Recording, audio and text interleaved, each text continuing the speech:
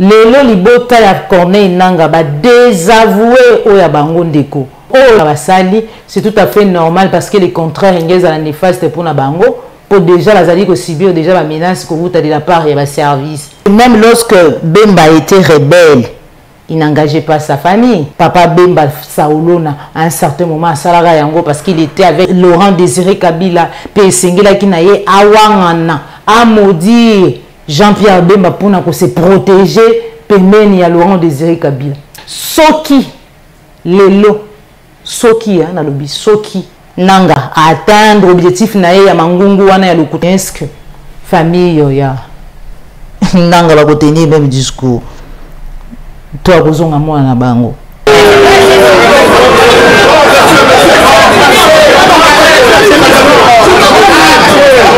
batata mikolo lengi wana ils sont incapables ya kozala ya kotandama même atana mulongo nde Kabila bando sana kingakati bozoya kata moko na mulongo lokola bana classe. Est-ce que le pasteur Roland Dalo a komonaka un signe toi amonaki un signe wana na mundimi na ye? Mais est-ce que pasteur Roland Dalo azali ko tenir compte ya âme?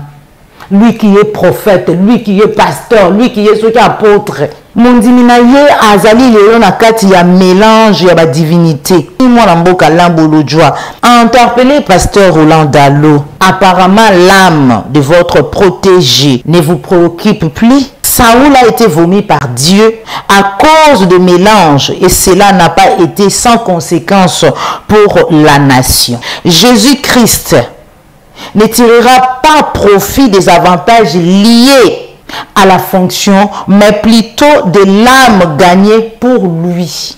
Cher président de la République, cher juge, je crois que aussi moni vidéo wana. Ils sont libres de tenir tout propos. Genre, nyonso à propos, ils allaient tribal, je ne sais pas moi quoi, dans ma tribu misusu. Mais quand les autres vont répliquer, ces gens, il y a bateau, ceux qui vraiment, vous allez côté le tribalisme, bateau, bolingi unité nationale, bateau, président, vous allez poser la kimna na katamboka oyo. Nous devons voir des gens comme pareil, être sanctionnés. Des gens qui veulent créer de buzz dans les réseaux sociaux, foufou, un groupe de gens.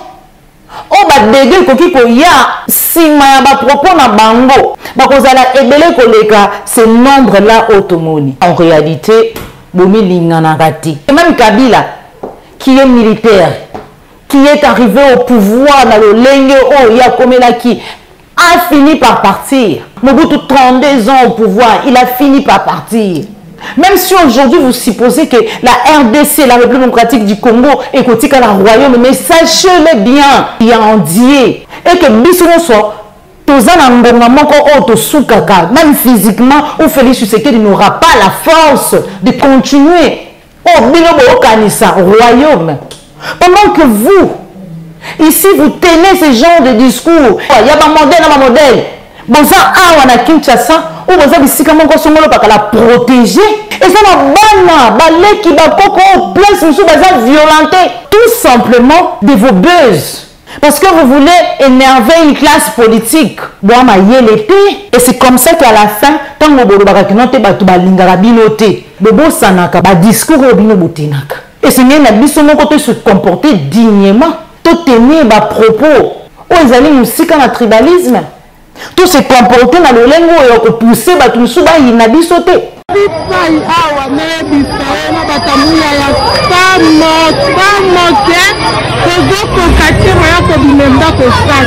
Na bandal moto ezopila bango na bango ba potani bango na bango ba swani.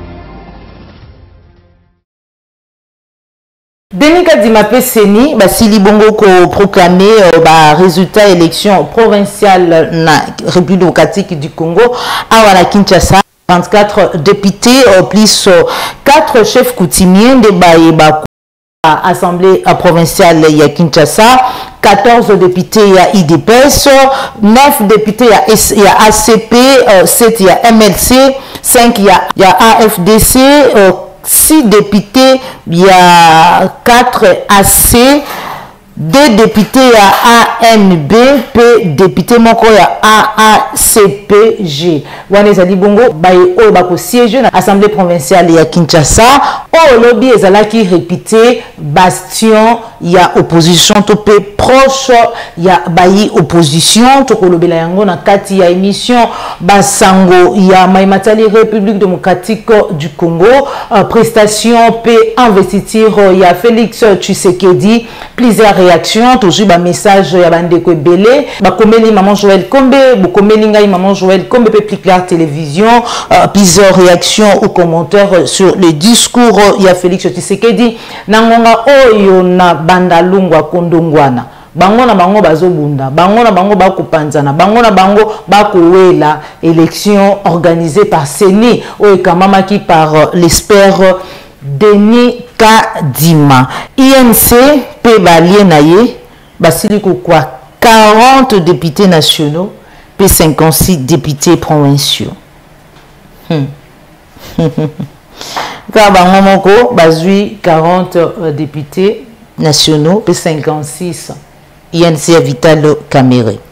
Désavoué par sa propre famille biologique, document et comme il plus tard télévision, il pas eu appelé libota ya Corneille Nanga Basili Kokomela Félix Tshisekedi pour solliciter protection pambate bazali kozwa ba menace bipai koute pa ya batu ya service ya renseignement pe famille na ye batalisi ete bazali ni de près ni de loin na maye oyo mwana bango asili kosala pambate toyebi ete Corneille Nanga azali bongo mokambi ya mouvement de rébellion moko na kati ya mboka na biso AFC oyo ezali allié ya M23 basili kokoma en document. Je crois que nous allons quand même lire Jonas Sinja développer sa document.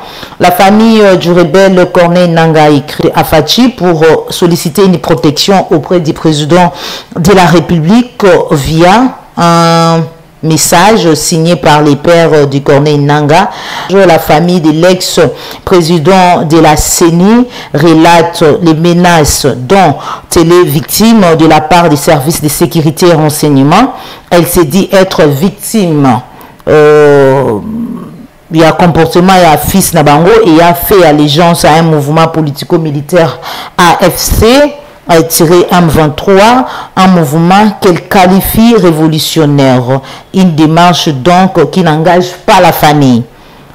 Vraisemblablement, Nanga est désavoué par sa propre famille, lit-on dans un paragraphe et à page D document wana oyo Jonas Ndia a balancé les bisseaux, une preuve de plus que l'entreprise politico-militaire AFC M23 est une aventure personnelle et propre à notre frère et elle demeure étrangère à la famille. Les rumeurs et faux bruits autour d'une quelconque complicité familiale ne sont donc pas fondés.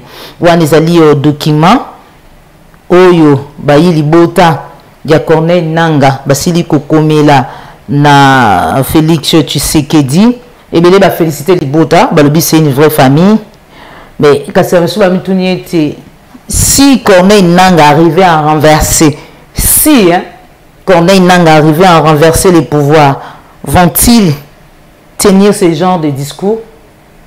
Vont-ils tenir les mêmes discours? Lelo libota ya Corneille Nanga ba désavoué oya bango ndeko balobi ete bazali ko subir ba menace ko buta na ba service ya renseignement pambate Mayo Corneille Nanga Sali ancien président ya CENI ezali ko relier ezali na lien mon côté na libota ba congolais balobi est-ce que lelo po bakambe belé ba ko kamba lelo Afrika surtout na ngambo ya bandeko na biso ya Afrique de l'Ouest bazali bayo baye na nzela ya renversement ya pouvoir ya coup d'état bon nzela onanga zwi oyakei soki lelo nanga renverser pouvoir est-ce que vous avez courage à tenir même discours Et bien la telle ici était même lorsque Bemba était rebelle, il n'engageait pas sa famille. Donc Mayo va service et à renseignement les bazali ko sala contre famille Yananga. Ça n'a rien à voir parce que Bemba aussi était rebelle et ça n'engageait pas sa famille. Mais même à un certain moment, même à un certain moment, il me semble que papa Bemba Saolona avait fait la même chose jusqu'à maudire son fils par la peur et à Laurent Désiré Kabila. La réaction de la famille de Nanga était non événement parce que le contraire aurait été néfaste pour eux. Donc, oh, lelo libota ya Nanga basali, c'est tout à fait normal parce que le contraire est néfaste pour Nabango. Pour déjà la zali ko subir déjà la menace que vous de la part de la service. Papa Bemba Saolona à un certain moment à Salara Yango parce qu'il était avec Kabila, Laurent Désiré Kabila, puis Sengela qui naye awangana à maudire Jean-Pierre Bemba pour se protéger pemeni à Laurent Désiré Kabila. Mais est-ce que lelo soki Nanga Soki ce qui n'est pas souhaité. Mais c'est par rapport à un document, une lettre aux familles, Nanga Bakomeli, Félix Tshisekedi, président de la République. Soki lelo, Soki, Soki Nanga à atteindre l'objectif naé ya mangungu wana ya lokuta parce que personne, aucun Congolais ne peut soutenir la rébellion. Moi je vécu la rébellion.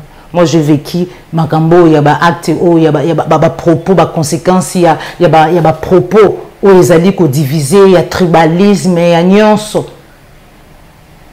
Papa Nangaya Bika, en 1992-1994, Maïmatali, Kasaye, Katangi. À l'époque, on était dans les Katanga. Na vivant la rébellion, il y a RCD Goma. To kabwana libota papa na gauche, maman na droite. Yaya moi si côté mususu, ngana grande sœur na côté mususu. Personne ne peut souhaiter mais ceux qui maïwana ma commis est-ce que famille yoya nanga ba tenir même discours. Toi kozonga moi na bango. Voilà, on va appliquer à la télévision juste après prestation de serment à Félix Tshisekedi P investiture naie. Tomoni vidéo moko bayo bakindeki tango komaki na ngonga ya cocktail façon ba se visculer wana nango mituna oyo ba papa batu mibali ya batu ba sugar daddy ya batu batu bazana ba visi mama mibali misatu nde ba ko putana boye po ba kende ko mela to est-ce qu'il pouvait pas nde Kabila bana sala batama ko bona kinga kati to ko mona batu quand même na mulongo un peu de l'ordre. Mais oh la besoin c'est de passer sur une image en tout cas bon pour la mususu pezali ya batu babundi moyen plutôt balancer yango a ezate pour na mbongo.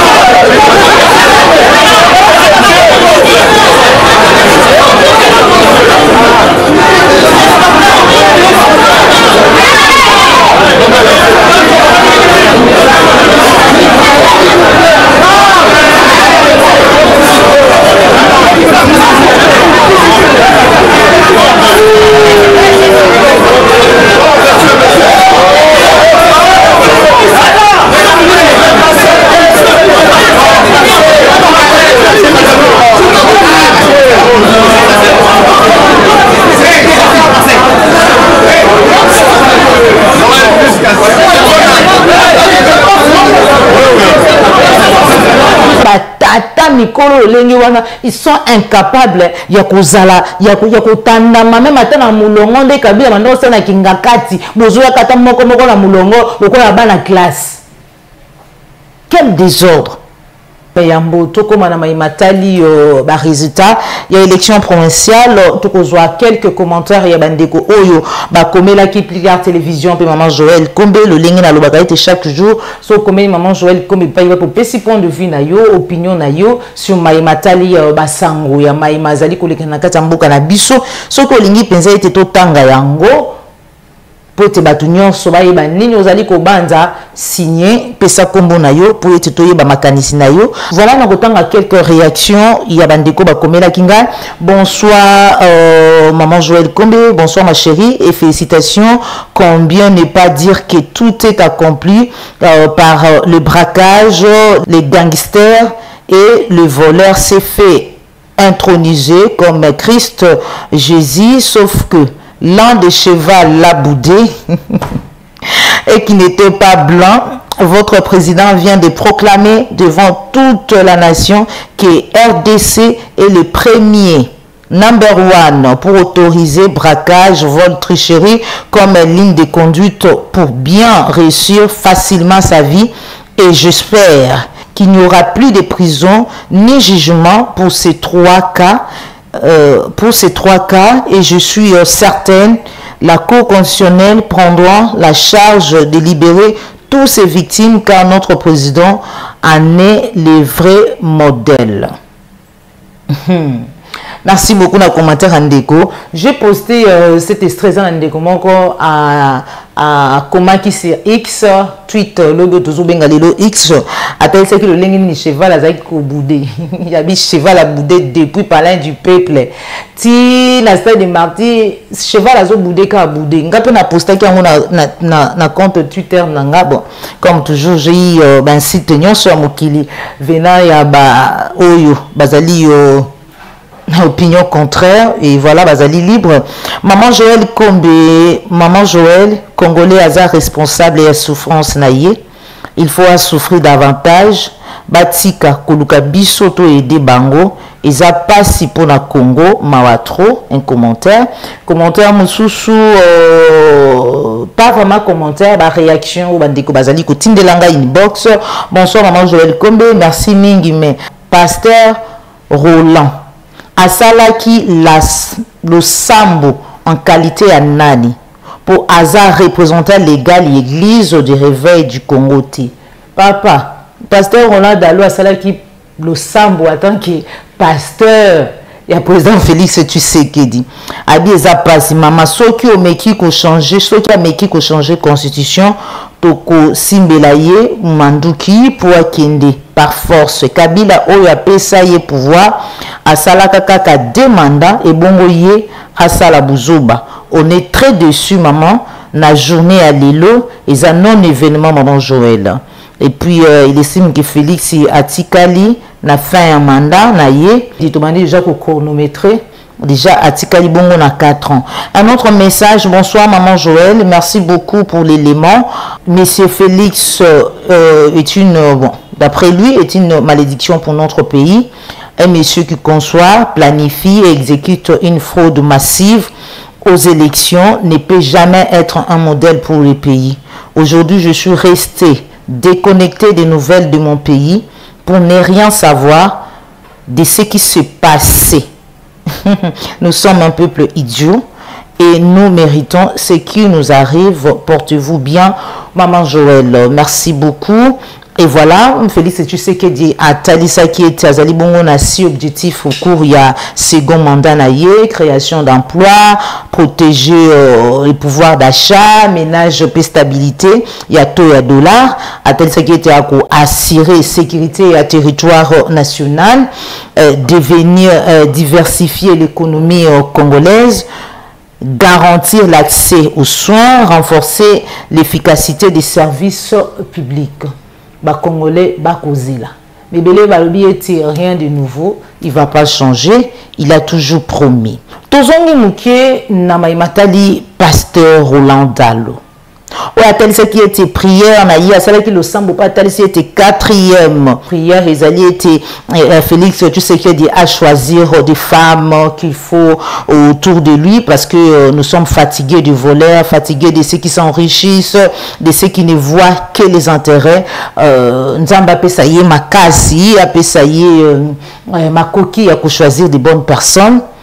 Et bien il y a batou bazali ko s'interroger na moni moi na mboka lambolo joie interpellé pasteur Roland Dalo. Alobi était cher grand frère Roland Dalo. Apparemment l'âme de votre protégé ne vous préoccupe plus. Saoul a été vomi par Dieu à cause de mélange et cela n'a pas été sans conséquence pour la nation. Jésus-Christ ne tirera pas profit des avantages liés à la fonction, mais plutôt de l'âme gagnée pour lui. Je crains que l'Éternel Dieu manifeste sa colère contre vous et même contre vos dépendants. Chers grands frères, ressaisissez-vous avant qu'il ne soit trop tard. Il y a eu plusieurs commentaires. Na conseil au moins Mboka Lambolojo apesi to pe asali rappel parce que yebi était et pas tata Nkolo Mokeli, c'est l'âme qui compte. Voilà pourquoi tant on bande ko bakinda ko évangéliser bakinda kande ko gagner ba âme ko bongo lisabatu mitema ko yambisa batu Yesu pona ba bazali ba chrétien.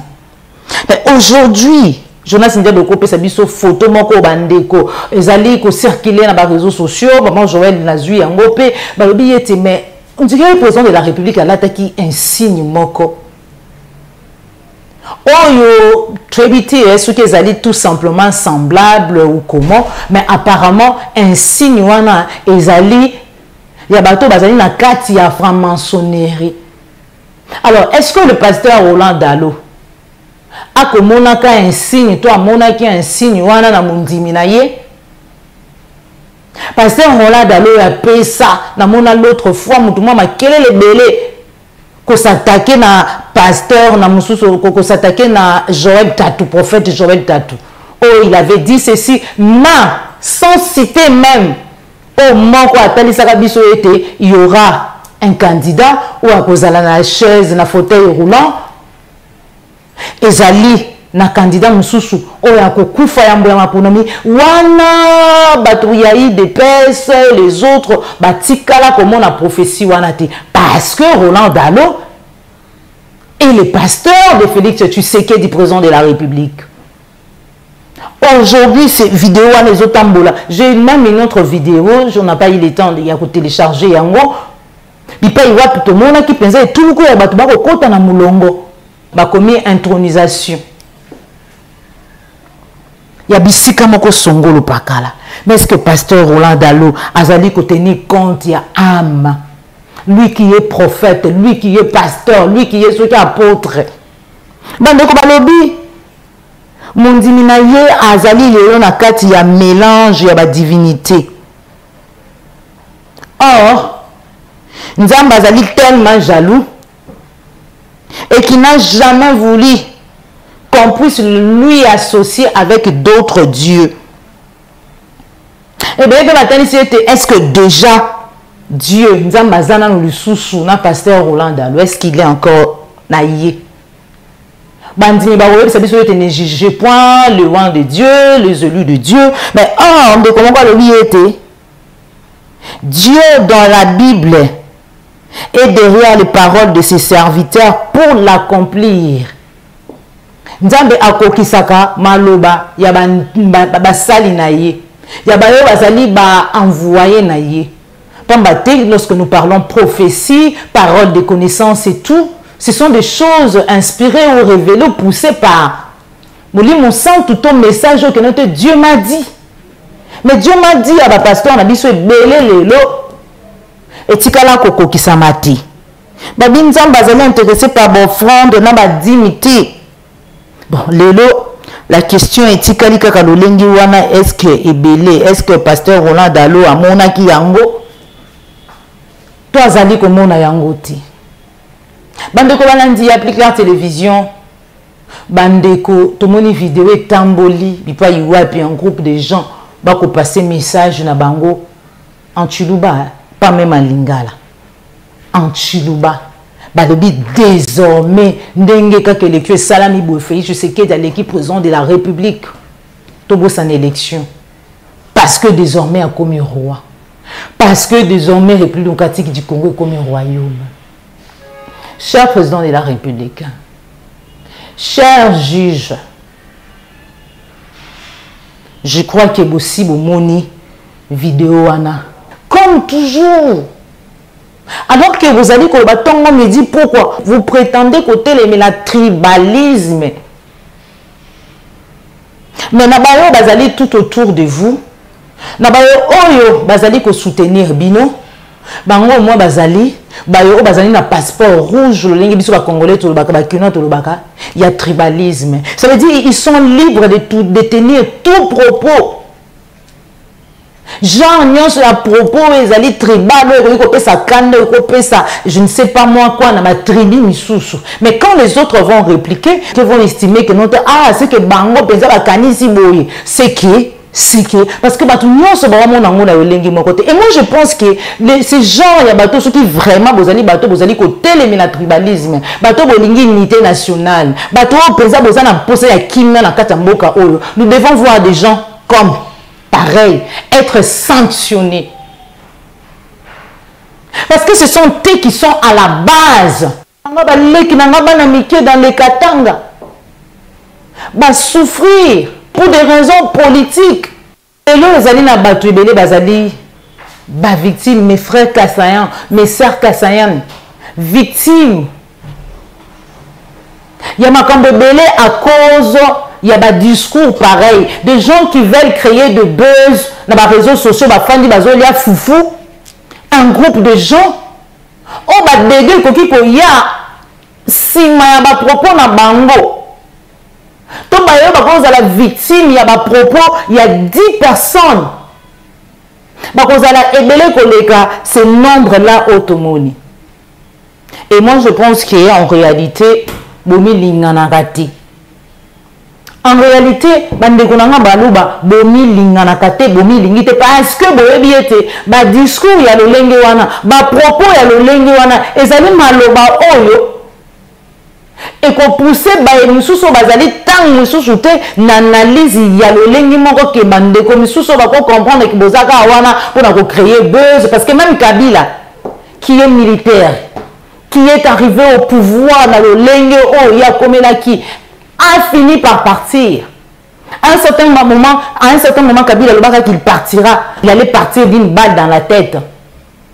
À un certain moment, on ne pensait même pas à un certain moment qu'il montait à la ligne dans la tête. La modèle sur Kabila Zalaki, Kabila allait partir, mais il a fini par partir. Mobutu 32 ans au pouvoir, il a fini par partir. Joseph Kabila a 18 ans, il a fini par partir. Même si aujourd'hui vous supposez que la RDC, la République démocratique du Congo, est côté à la royaume, mais sachez-le bien. Sachez-le bien. Il y a un Dieu. Et que bisous soit, même physiquement, ou Félix Tshisekedi n'aura pas la force de continuer. Oh, binobo kanisa, royaume. Mais sans siko, il y a bandeko. Oh, il y a biso bakasaya, oh, baza par-ci par-là, dans la province, dans la bisika misusu. Pendant que vous, ici, vous tenez ce genre de discours, il y a Denise de Chichoua, il y a ma modèle, boza awa na Kinshasa, ou boza bisika moko songolo baka la protéger. Et ça na bana, balé qui bakoko, place misusu baza violenté. Baza violenté. Vous allez être victime à cause tout simplement de vos buzz. Parce que vous voulez énerver une classe politique. Vous maillez l'été. Vous avez vraiment maillé l'été parce que vous voulez énerver tout simplement une classe politique. Parce que vous voulez énerver et vous tenez des propos. En fait, moi, je suis arrivé à un endroit où en tout cas, s'il y a des gens qui vont vite, faire partir Félix Tshisekedi, et ça bino, n'a pas propos, n'a bino, n'a pas discours, n'a bino. Et c'est comme ça qu'à la fin, tant que vous avez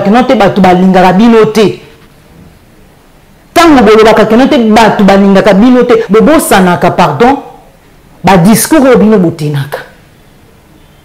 discours ils ont incité ou ils ont poussé na révolte, na colère. Et moi je crois vraiment que nous avons justice penza ezali Ce qui Félix Tshisekedi yemoko amoni bato bako sala ba vidéo ya bo à moins qu'il soit lui-même tribal hein. Parce que dans plusieurs déclarations observations bandeko belé il semblerait que lui-même c'est le premier tribaliste parce que tant que tu as le tribalisme tant que tu as le bien été tu un été et c'est bien la côté se comporter dignement. Tout tenir bas propos. Oh, ils allaient nous aussi comme un tribalisme. Tout se comporter dans le lingo et pousser bah tout ça il n'a pas sauté. Je devrais en parler. Bandeko Balandi applique la télévision la chaîne des vérités. Dans le temps ba combo il y a ba candidat bah bazali proclamé par la CENI comme député à niveau provincial il y a ville il y a Kinshasa pour nangonga oh déjà na bandal moto ezopila bango na bango ba potani bango na bango ba swani nde na uta koloba yango tout à l'heure na annonce na ngai ba oyo ya Patrick Mouyaya oyo uta kobima kozala proclamé député national aye kino na provincial mais ce qui est vrai bandeko balandi applique la télévision ba o bazali sur terrain ba o bazali ko fanda na bandal ba lobi Patrick Mouyaya a fanda katope akipa kama mbotali bandality OK ba di Patrick Mouyaya azali mutu oyo asokipa kana makambo tali bandalungwati à la place de Patrick Mouyaya et singila qui oyo abimisi pe yeba kuluna les vies qui paille nde azala proclamer Jonas India di pesa biso nano juste moi extrait à vidéo parce qu'il y a des vidéos mususu ezali vraiment la violence makasi au moyen to diffuser yango a ezalité on se retrouve juste après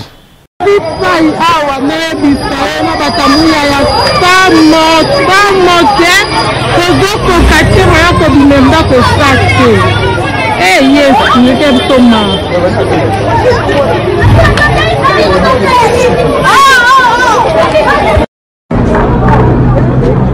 Yes, they put an end to it.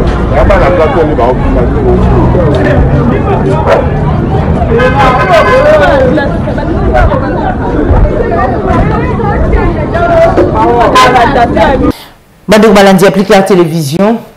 Tolandi na minute na banda le mot ezali kopila mais toujours la magie électorale il y a Denika Dima il y a un candidat na ngambo ya Kasai central bazalaki invalidé la députation nationale na kombo ya Kazuba pour na fraude pe vandalisme ya ba matériel électoral Martin Makita Fouamba numéro 26 sur la liste numéro 5 en janvier 2024, proclamé député provincial dans la même circonscription électorale le 19 janvier 2024. Pour autant, à combat de député Bimi Bongo, Nangambu ya Kinshasa, Awana Kinshasa, Ezali Bongo, Nangambu ya Bandalungwa, na commune Bandalungwa, Patrick Mouyaya, na Barumbu, Ami Choubopo, na Bumbu, Pepito Kilala, na Gombe, Lukwebo fiston, fils de Bahati Lukwebo.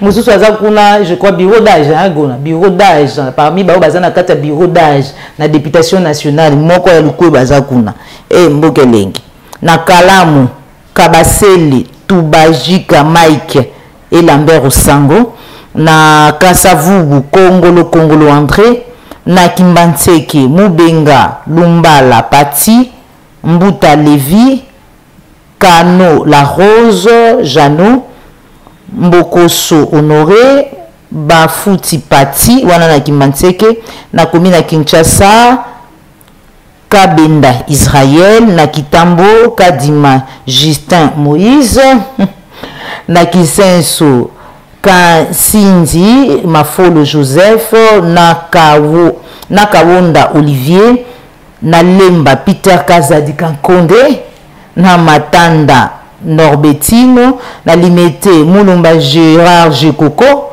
Tembele Jean-Jacques, Kanefu Bahati Edi, na Lingwala José Noël Tcheke, na Makala Eden Lumbu, na Maluku Munze Epiane Jacques, Massina Chibalabala Francis Mboyi Mvuzi Jean et puis Kebongo Raphaël Namatete Diabanza Martyr parmi bateau yo batanga maka déjà na mais matali tricherie bakwa na bango na ba liste na bakwa bango na ba machine à voter Monga Fula Hervé Socrate Mumbengai et puis Mukano Aubin na Mabaya Jacques wana babimi ba député na Kinshasa tozali kokoba na njili tozali na Jacob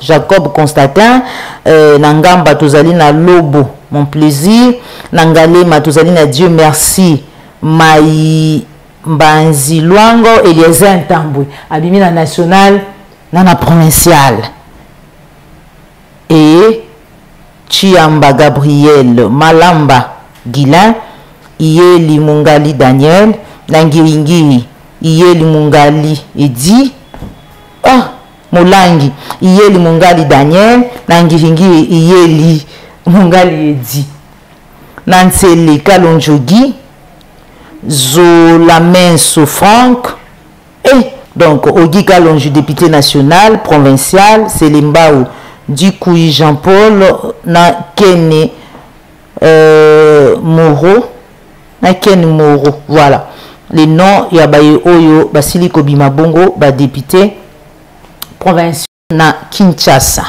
Voilà bandeko balandi applique la télévision la chaîne de vérité ndeto tcheli tono na mukuse na émission na biso basango ya maimatali mboka na biso République démocratique du Congo. Tukutani toujours à très bientôt. Merci na Joël Gonago chasseur d'images Josoma qui ma caméra. Un grand merci na Jonas Njadi na ngambo réalisation. Merci na Popo la Yombe mais aussi na Bagnos Bozui Libaku ya Golanda biso mu kolomwa lelo. Au revoir.